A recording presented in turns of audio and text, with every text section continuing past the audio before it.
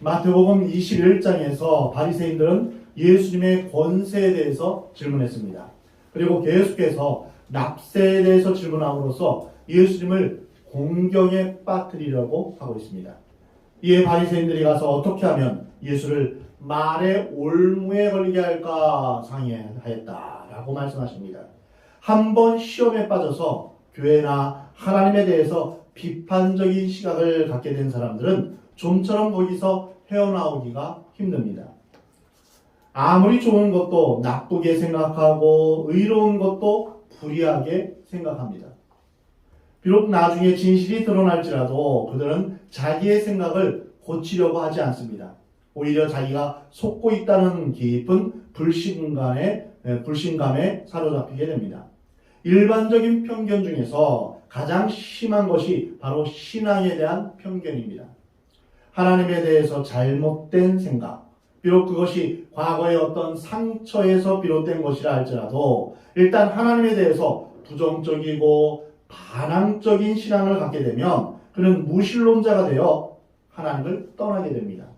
아니, 무신론자에서 철저하게 반신론자, 하나님을 반대하는 그런 사람이 되고 맙니다. 하나님을 부인하면 자기 존재의 근거가 없어집니다. 하나님을 부인하면 자기 인격이 파괴됩니다. 그럼에도 불구하고 그렇게 되어버리고 마는 것입니다. 또 한편으로는 아주 이상하고 상식을 초월하는 극단적인 형태의 신앙을 갖게 됩니다. 오늘 본 말씀의 바리새인들도 바로 그런 종류의 사람들이었습니다. 그들은 반신론자도 아니고 무신론자도 아니었습니다. 누구보다도 하나님을 잘 섬긴다고 자처했던 사람들이었습니다. 바리새인이라는 것은 파리사이, 이거에서 나온 말인데 분리되었다, 이런 뜻입니다. 그들은 다른 사람과 구별되어서 하나님만 경건하게 섬기는 그런 사람으로 하나님을 섬기는 전문가들이었습니다. 그러나 가장 신앙적이고 또한 가장 하나님 중심의 삶을 산다고 하는 그들이 놀랍게도 가장 불신앙적이며 하나님을 대적하는 그런 태도를 취하고 있습니다. 물론 그들은 입술로는 지극히 신앙적인 그런 표현을 쓰지만 그들의 내면 깊은 곳에는 불신앙이 가득 차 있는 것을 보게 됩니다.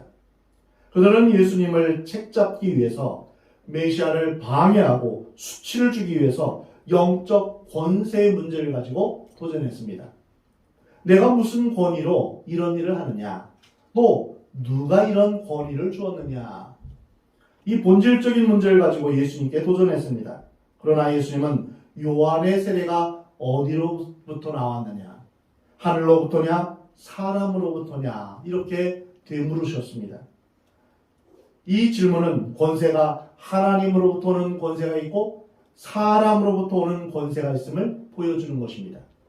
이 문제에 대해서 더 이상 할 말이 없게 되자 그들은 방향을 바꾸어서 정치적으로 공격하기 시작했습니다. 그것이 바로 오늘 본문의 세금 문제입니다. 오늘 본문 16절에 자기 제자들을 헤롯 당원과 함께 예수께 보내어 말하되 선생님이여 우리가 아노니 당신은 참되시고 진리로 하나님의 도를 가르치시며 아무도 꺼리는 일이 없으시니 이는 사람을 왜 물어보지 아니하심이니이다. 여기서 우리는 불의한 사람에게서 나타나는 두 가지 특징을 볼 수 있습니다. 첫 번째는 그들은 목적을 위해서 수단과 방법을 가리지 않는다. 이것을 보게 됩니다.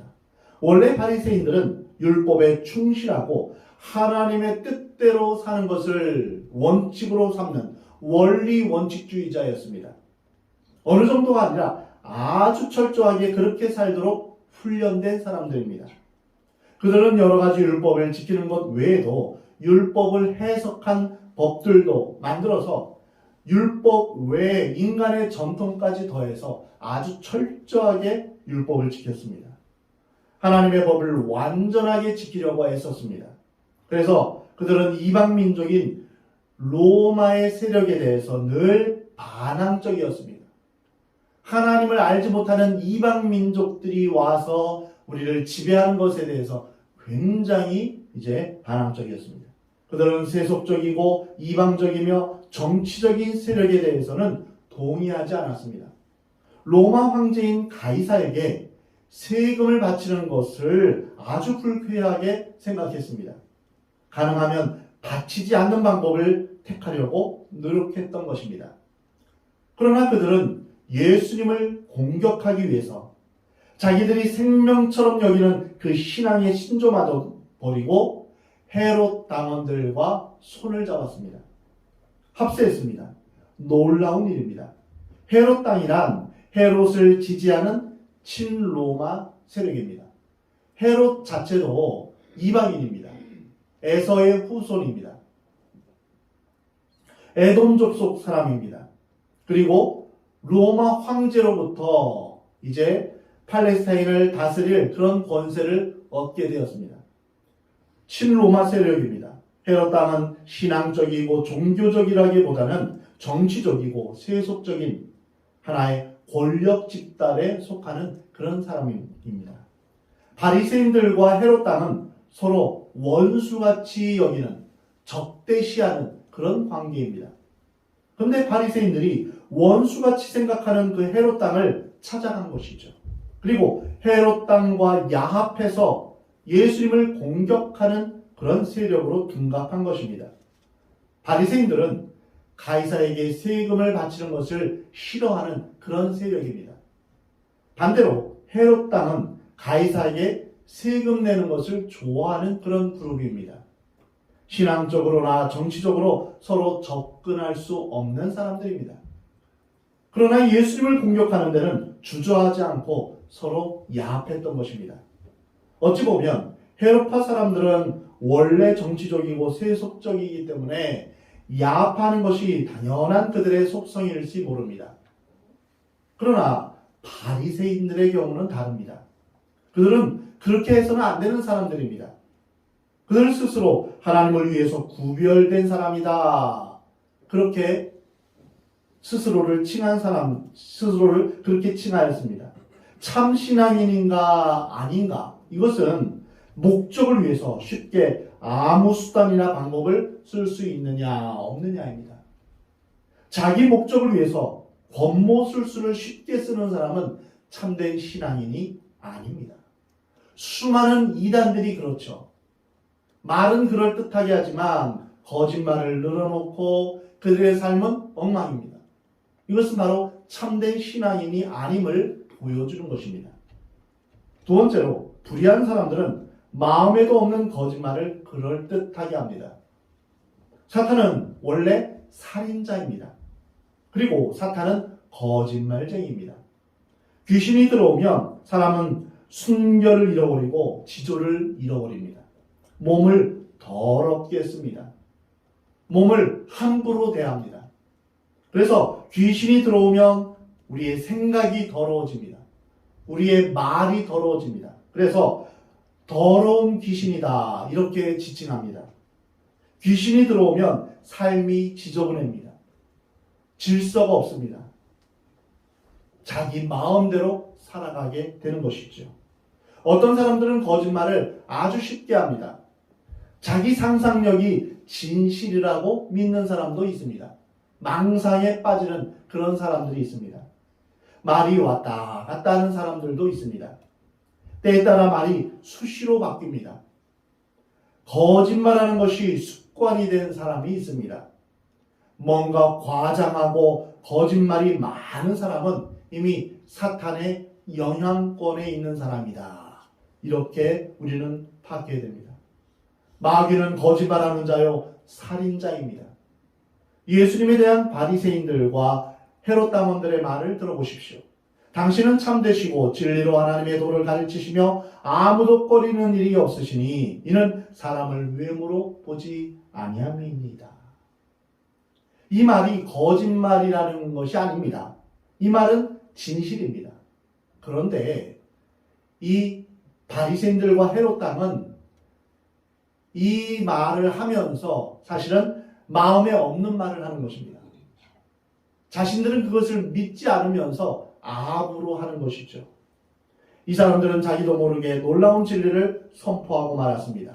마귀들도 가끔 하나님을 선포합니다. 귀신들이 예수님을 보면서 거룩하신 하나님의 아들이라고 외치면서 그 발 아래 엎드려 절하는 것을 보게 됩니다. 예수님은 하나님의 진리의 도를 가르치셨던 분입니다. 예수님은 자신의 생각이나 사상을 전하신 일이 없습니다. 예수님은 다른 사람들의 철학이나 문학이나 예술을 전한 일이 없습니다.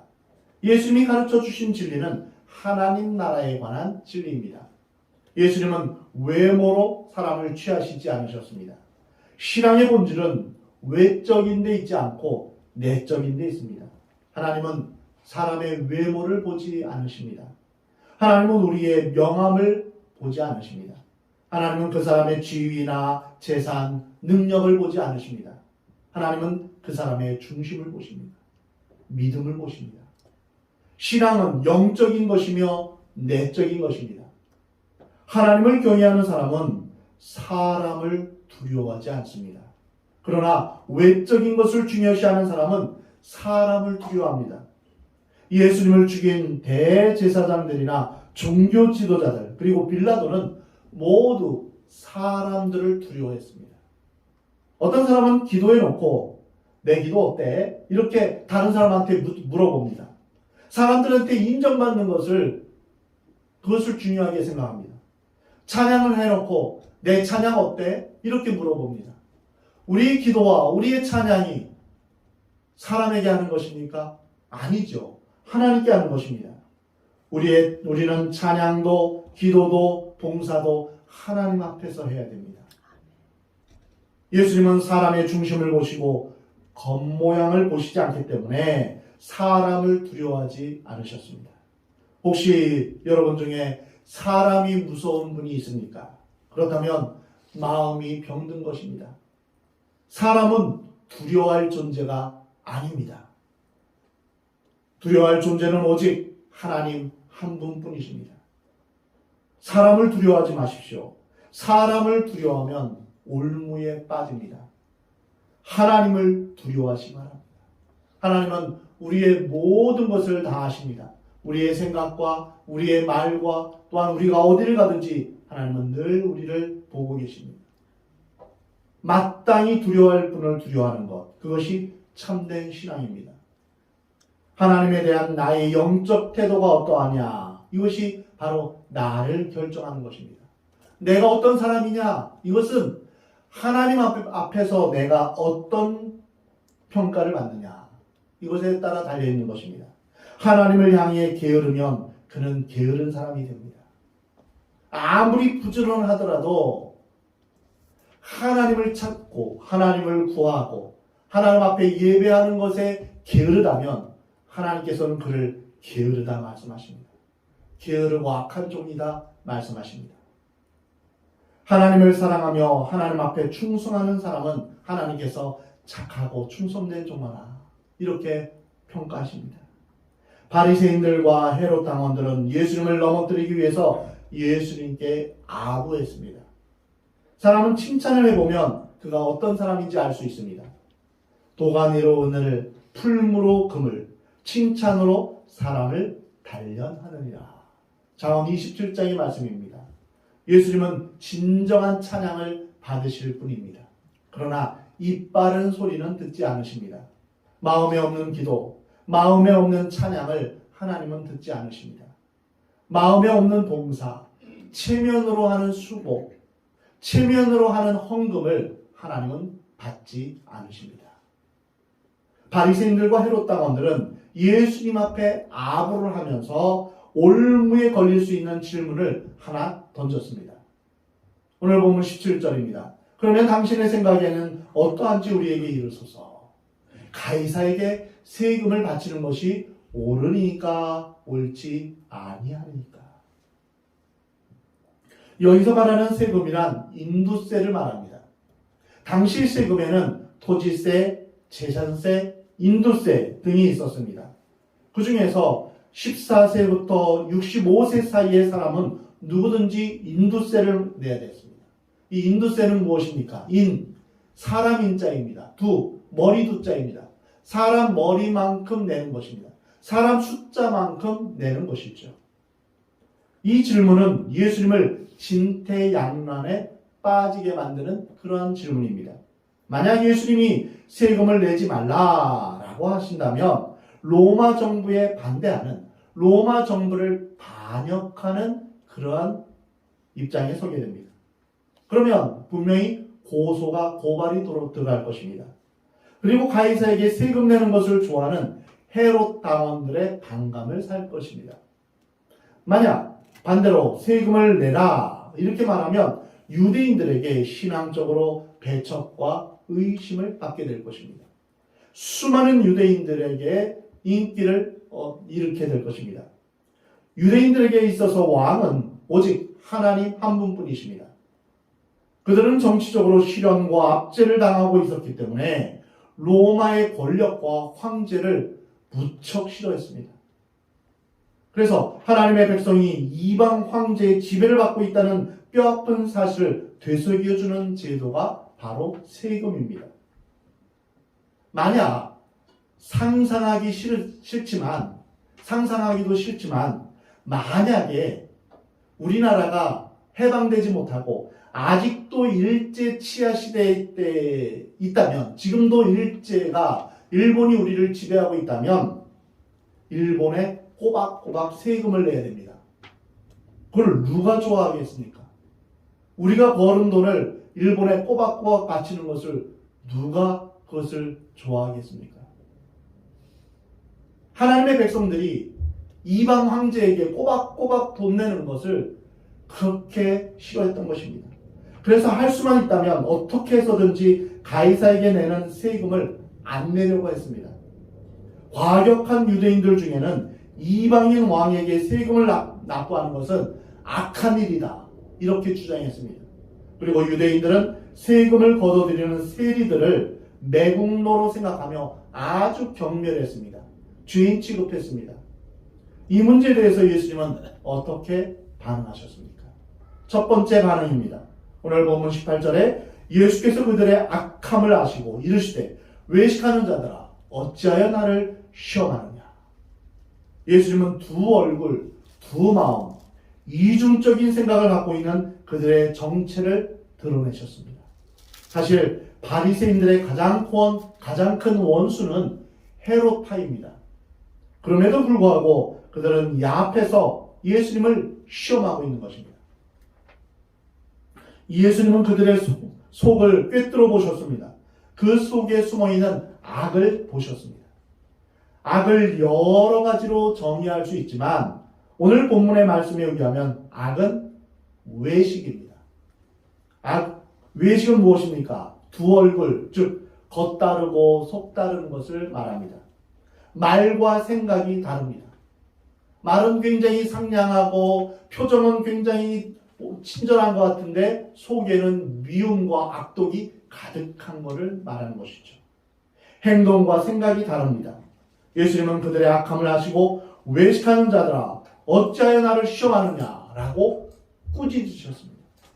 이것은 예수님이 40일 동안 금식하며 기도하신 후에 마귀와 대적할 때 사탄아 물러가라 이렇게 꾸짖으신 것과 같은 것입니다. 우리가 어떤 죄를 지었을 때 먼저 죄를 고백하고 용서를 받아야 됩니다. 그러나 어떤 부분은 우리가 꾸짖어야 합니다. 우리 안에 들어와 있는 악한 귀신을 우리는 꾸짖어야 합니다. 여러분 얼마나 자주 꾸짖습니까? 의심하게 하는 영아 예수 그리스도 이름으로 명하노니 떠나갈지어다 이렇게 명령해야 됩니다. 미워하게 하는 영아 내게서 떠나가라 예수님의 이름으로 떠나가라 이렇게 명령해야 됩니다. 음란한 마음을 주는 악한 영아 예수 그리스도 이름으로 명하노니 떠나가라 이렇게 명령해야 됩니다. 교만하게 하는 영아 예수님의 이름으로 명하노니 떠나가라 이렇게 꾸짖어야 합니다. 너희는 하나님께 복종할지어다 마귀를 대적하라 그리하면 너희를 피하리라. 사탄의 세력을 예수님의 이름으로 꾸짖고 추방해야 됩니다. 예수님은 하나님의 권위와 능력으로 바리새인들을 꾸짖으셨습니다. 예수님의 두 번째 반응은 바로 19절에서 볼 수 있습니다. 세금 낼 돈을 내게 보이라 하시니 데나리온 하나를 가져왔거늘 예수께서 말씀하시되 이 형상과 이 글이 누구의 것이냐 이르되 가이사의 것이니이다.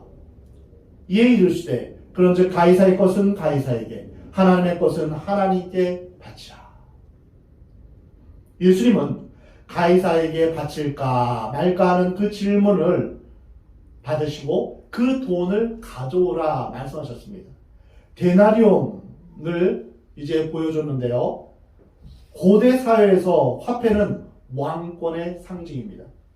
어떤 황제가 황제의 자리에 오르면 즉시 자기 자신의 얼굴이 새겨진 화폐를 발행했습니다. 예수님은 가져온 돈에 새겨진 형상이 누구의 것이냐라고 물으셨습니다. 그러자 그들은 가이사의 것입니다. 이 가이사는 카이사르, 로마 황제의 호칭을 말합니다. 그 당시 화폐는 로마 황제의 형상이 새겨져 있었습니다. 그리고 거기에는 이제 삐인둘러 글씨가 새겨져 있죠. 그거는 무슨 뜻이냐면 만인의 주 신성한 아우구스투스의 아들 티베리우스 카이사르, 이런 글이 새겨져 있었습니다. 그들이 가이사의 것이라고 말하는 순간 예수님은 단호하게 아주 놀라운 말씀하셨습니다. 바로 오늘 본 말씀에서 가이사의 것은 가이사에게, 하나님의 것은 하나님께 바치라 말씀하셨습니다. 우리는 이 말씀에서 세 가지 중요한 진리를 우리가 발견할 수 있습니다. 첫 번째는 하나님의 것과 세상 것은 구별되어야 한다는 것입니다. 많은 사람들은 세상에 살면서 하나님의 것과 사람의 것을 섞으려고 합니다. 우리가 하나님의 뜻대로 하나님의 말씀대로 살지 못할 때 하나님을 인간의 차원으로 끌어내리려고 하고 있습니다. 어떤 경우에 사람들은 예수 그리스도를 자신의 상식과 이성, 경험과 합리성에 맞추려고 합니다. 자신이 믿기 힘든 부분들은 다 빼버립니다. 예수님이 동정녀에게 탄생한 것이나 예수님이 베푸신 기적, 예수님의 부활 이런 건 믿지 않고 예수님이 하신 말씀 중에 좋은 교훈 정도, 이건 참 좋은 교훈이야, 이것만을 받아들입니다. 그러나 죄와 거룩은 타협하거나 섞일 수 없습니다. 세상의 권력과 정치가 교회 안에 들어올 수 없습니다. 또 동시에 교회의 거룩과 순결이 세상의 정치와 권력에 이용당할 수 없습니다. 거룩함과 세속적인 것은 구별되어야 합니다. 두 번째로 이 말씀에서 우리가 배우는 것은 가이사의 것은 가이사에게입니다. 우리가 세상에 살면서 한편으로 이 세상이나 이 국가에 충성하라는 뜻입니다. 국민의 4대 의무가 있죠. 국방의 의무, 납세의 의무, 교육의 의무, 근로의 의무. 이것을 성실하게 이행하는 것입니다. 그 중에 납세의 의무가 있습니다. 예수 믿는 사람이 세금을 내지 않고 합법적으로 피할 수 있는 길은 없습니다. 예수 믿는 사람이 먼저 좋은 시민이 되어야 되고 성실하게 납부해야 됩니다. 세금을 납부하며 또한 질서를 지켜야 합니다. 로마서 13장 1절에 각 사람은 위에 있는 권세들에게 복종하라 말씀하십니다. 베드로전서 2장에 하나님을 두려워하며 왕을 존대하라 말씀하십니다. 또한 베드로전서 2장 12절에 너희가 이방인 중에서 행실을 선하게 가져 너희를 악행한다고 비방하는 자들로 하여금 너희 선한 행실을 보고 오시는 날에 하나님께 영광을 돌리게 하려 합니다. 그렇습니다. 우리는 가이사의 것은 가이사에게, 이것을 우리가 지켜야 됩니다. 세 번째로 구원받은 우리는 하나님의 자녀이며 천국 시민입니다. 우리는 세상에 살고 있지만 이 세상에 속한 사람이 아닙니다. 우리는 우리 자신의 것도 아닙니다. 우리는 하나님의 것입니다. 우리는 영혼에 속한 사람이며 영생을 소유한 사람입니다.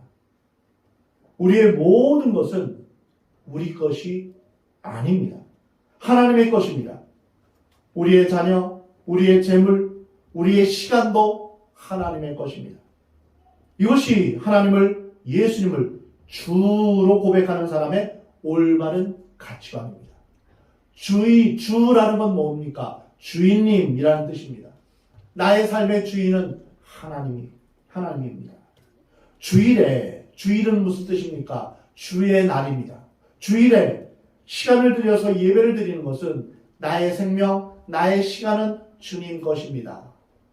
이것을 고백하는 것입니다. 또한 우리가 주님 앞에 헌금을 드리는 것도 나의 모든 재물은 하나님께서 내게 허락하신 것입니다. 그 중에 일부를 주님 앞에 드립니다. 주님께서 내게 주신 은혜 감사함으로 드립니다. 주님의 것을 주님의 것으로 돌려드리는 것입니다. 이것이 바로 올바른 예배와 예물의 태도입니다. 우리의 삶은 온전히 하나님의 것입니다.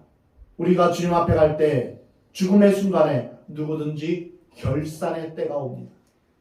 5달란트 받은 자가 5달란트를 남기면서 주님 앞에 드릴 때 착하고 충성된 종아, 이렇게 칭찬을 받았습니다. 2달란트도 역시 마찬가지죠. 근데 1달란트 받은 사람은 어떻습니까? 그것을 땅에 묻고 감추었습니다. 아무것도 남긴 게 없습니다. 이때 하나님께서 악하고 게으른 종아, 하나님께서 우리에게 주신 그러한 재능, 탤런트, 재능을 주셨는데 그것을 가지고 하나님을 위해서 아무것도 남긴 것이 없다면 악하고 게으른 종이라고 우리를 책망하십니다.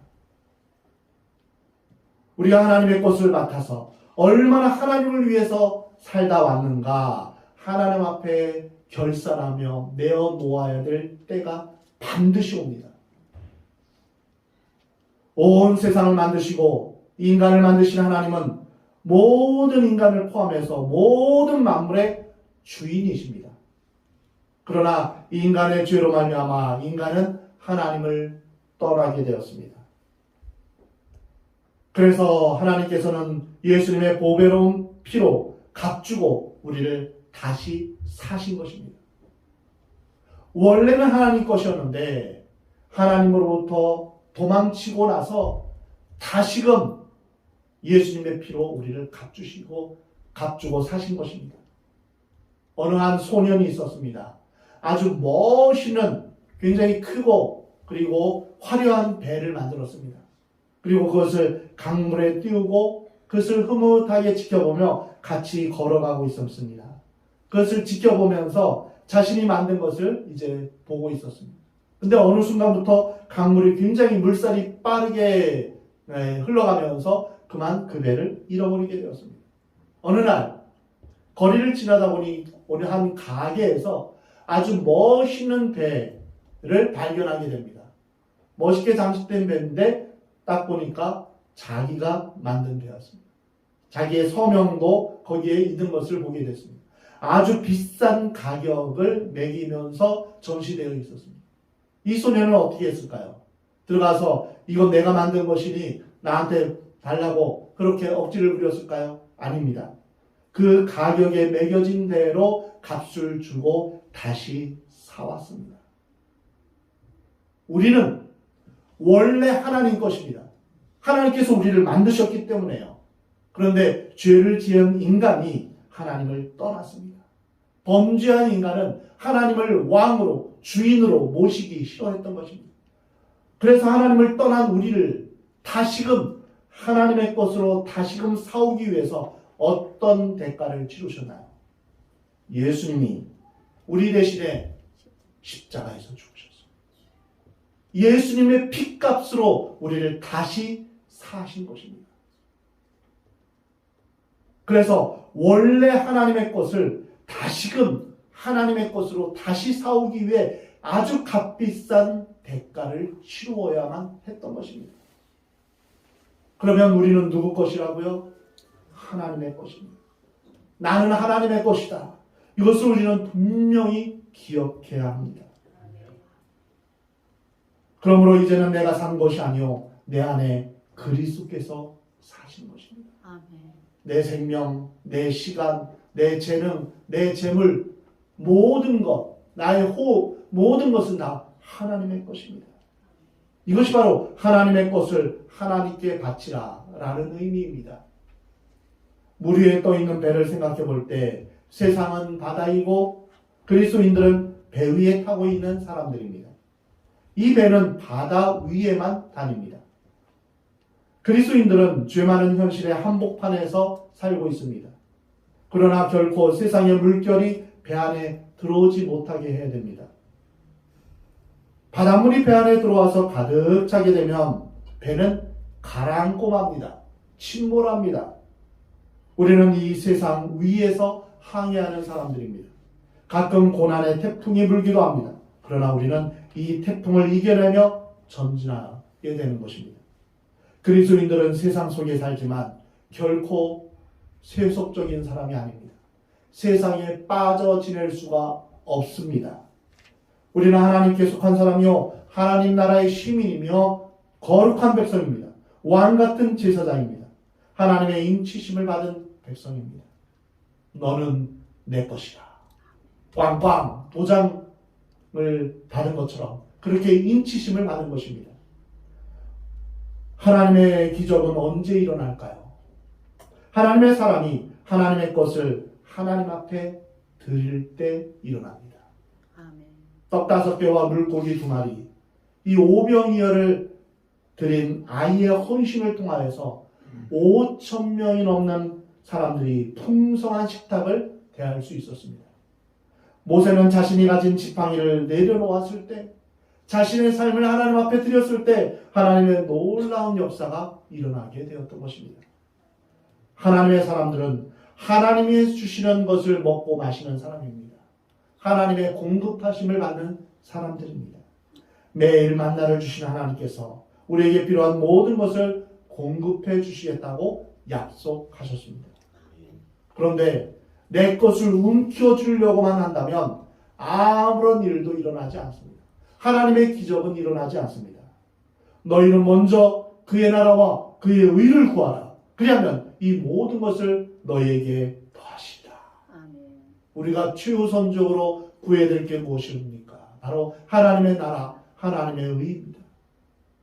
하나님의 사람들은 세속적인 것을 하나님께 바치면 안 됩니다. 사기쳐서 번 돈으로 헌금해서는 안 됩니다. 하나님은 가난한 거지가 아니십니다. 하나님은 도박으로 번 돈을 헌금으로 갚지 않으십니다. 내가 크게 한탕해서 그때 하나님 앞에 드리겠다. 이것은 어리석은 생각입니다. 땀 흘려 성실하게 애써서 번 것을 통해 하나님의 기적이 일어나는 것입니다. 헌신은 제일 좋은 것을 하나님 앞에 드리는 것입니다. 남는 시간을 드리는 것이 아니라 바쁜 중에서도 제일 좋은 시간을 주님 앞에 드리는 것입니다. 여러분, 하나님과 교제하는 시간 매일매일 갖고 계십니까? 주님 앞에 기도하며 말씀을 묵상하고 주님의 음성을 듣는 주님과의 데이트 시간을 여러분 갖고 계십니까? 매일매일 그렇게 주님과 교제하시기 바랍니다. 아멘. 나를 위해 하나님이 존재하는 것이 아닙니다. 하나님을 위해서 내가 존재하는 것입니다. 우리는 사람 중심의 인본주의가 아니라 하나님을 중심의 하나님 중심의 신본주의로 살아야 하는 것입니다. 이것이 바로 하나님의 것은 하나님께 드리라 라는 것의 뜻입니다. 사랑하는 성도 여러분, 여러분의 삶에 하나님의 것을 하나님 앞에 드리며 하나님께 영광 돌리는 그런 아름다운 축복이 있기를 주의 이름으로 축원합니다. 아멘. 우리는 결코 세상을 떠나서 사는 사람들이 아닙니다. 세상 한복판에 살면서 가이사의 것은 가이사에게 주고 하나님의 것은 하나님 앞에 드리는 삶을 살기를 우리 주님은 원하십니다. 아멘. 세상적인 것과 하나님의 것을 구분하지 못하고 세상에 동화되어 살았다면 이제는 돌이키시기 바랍니다. 회개하시기 바랍니다. 세상 사람들의 눈치를 보며 비겁하게 사는 것이 아니라 하나님 앞에 속한 사람으로 그리스도인답게 살 수 있도록 거룩함으로 정결함으로 살아가기를 우리 하나님은 원하십니다. 사랑하는 성도 여러분, 거룩함이 능력입니다. 거룩하신 성령께서 함께 하실 때 권능이 우리 가운데 임하시는 것입니다. 아멘. 여러분 모두 늘 성령 충만함으로 세상 안에서 살지만 세상을 이기는 믿음으로 살아가는 복된 여러분의 삶이 되기를 우리 하나님은 원하십니다. 아멘. 그리고 하나님의 것을 하나님 앞에 드림으로 인하여서 하나님이 행하시는 놀라운 구원의 역사가, 생명의 역사가 여러분을 통하여서 일어나기를 우리 주님은 원하십니다.